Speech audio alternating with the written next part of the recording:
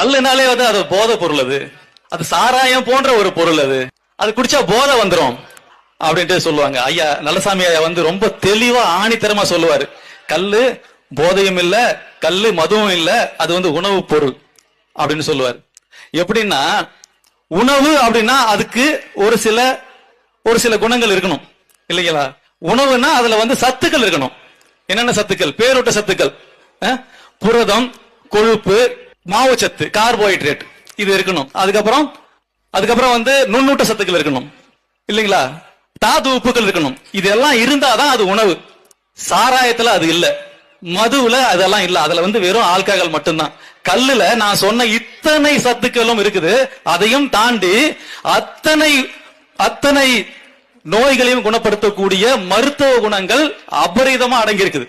பதார்த்த குண சிந்தாமணியில ரொம்ப தெளிவா சொல்லியிருக்காங்க. 7 தாதுக்களை உறுதியடைய செய்யும் பனங்கல்லு அப்படின்னு சொல்றாங்க. 7 தாதுக்கள் என்னன்னா, தோல், அதுக்கு அடியில் இருக்கிற தசை, அதுக்குள்ள ஓடுற குருதி, அதுக்குள்ள இருக்கிற எலும்பு, அதுக்குள்ள இருக்கிற எலும்பு மஞ்சை, அதுக்கப்புறம் வந்து சுரபிகள், அதுக்கப்புறம் சுக்கிலம்னா உயிராற்றல கொடுக்கிற விந்தணு, அண்டணு, எது வேணாலும் சொல்லலாம். அப்ப இது தவிர வந்து உடம்புல வேற ஏதாவது இருக்குதா? இந்த 7